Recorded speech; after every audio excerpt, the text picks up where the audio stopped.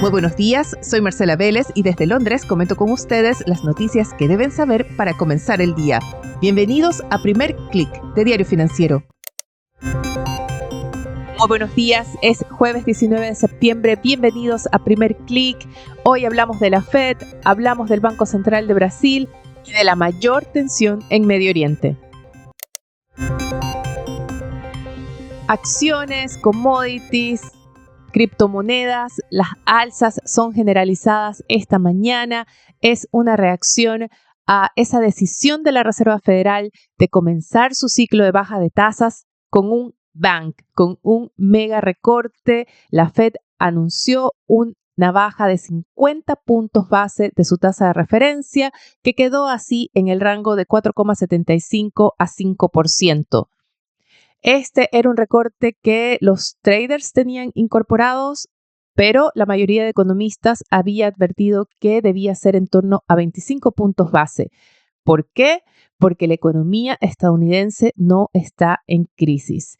Leía a Paul Donovan, economista jefe de UBS Wealth Management, esta mañana, advirtiendo que la Fed había usado una medida de crisis en una economía que no lo está. La tradición muestra que la Fed usualmente opta por recortes más conservadores para iniciar su ciclo de baja de tasas y que los recortes de 50 puntos base se reservaban para situaciones en que la economía o estaba en recesión o estaba entrando en recesión, como fue con la gran crisis financiera o como fue al inicio más bien de la pandemia de COVID-19. No es el caso ahora. Ayer el presidente de la Fed, Jerome Powell, en su rueda de prensa fue bien claro en decir que en realidad la economía estadounidense está bastante bien y así lo muestran las cifras. Todavía vemos tasas saludables de empleo, vemos tasas saludables de consumo, hay un escenario de crecimiento y esto precisamente es lo que podría explicar las alzas que vemos esta mañana. Y es porque se está configurando un escenario que favorece la toma de riesgo. Por un lado, tenemos una economía estadounidense todavía creciendo, pero con el Banco Central iniciando una baja de tasas de interés y con él seguramente veremos también a otros bancos centrales seguir la misma dirección. En Asia, el índice regional sube más de 2%. El Nikkei y el Hang Seng lideran los avances. En Europa, el Stock 600 sube en torno a un 1%. Los futuros de Wall Street suben aún más y el Nasdaq, las acciones tecnológicas, son las que llevan la dirección esta mañana. Los futuros de Wall Street avanzan ya 1,8%. Vemos un dólar más bien plano, comienza a debilitarse después de haber avanzado en algo durante la noche. Y vemos un rally de las criptomonedas, un reflejo de este mayor apetito por el riesgo. El Bitcoin sube más de 3% y vuelve a superar los $62,000. Es una buena sesión también para las materias primas.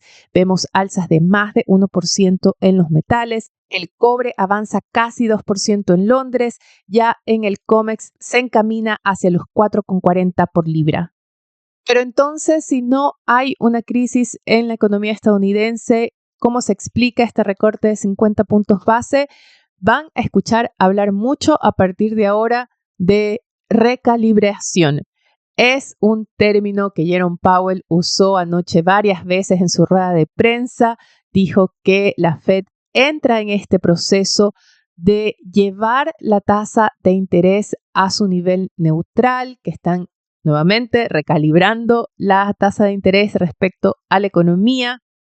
Y de ahí que fueron muy importantes sus proyecciones en el famoso dot plot que recoge las proyecciones a corto y mediano plazo de los miembros de la Fed. La mayor atención estuvo en la tasa de largo plazo, que se elevó ligeramente. Si en junio se había ubicado en 2,8%, esta vez se ubica en 2,9%. Ese es el horizonte que está dando la Fed hacia el cual quiere llevar la tasa de referencia. Powell fue bien claro en decir que duda mucho que volvamos a ver tasas tan bajas como las que vimos en el periodo previo a la pandemia Y economistas advierten que incluso ese 2,9% podría estar muy bajo y que probablemente veremos a la Fed obligada a detener las bajas de interés cuando llegue a un nivel de 3,5%, sobre todo porque se podría dar un rebrote inflacionario producto de las políticas fiscales que tome el próximo gobierno estadounidense. En el corto plazo, muy importante, el mercado ahora va a estar con la mirada puesta en cada informe económico, sobre todo del sector de empleo. También el sector de la vivienda fue muy importante. Powell tuvo que responder varias preguntas sobre el costo de las hipotecas en Estados Unidos, las dificultades para adquirir viviendas, el costo de la vivienda, y de ahí que estos indicadores van a tomar más relevancia en los próximos meses.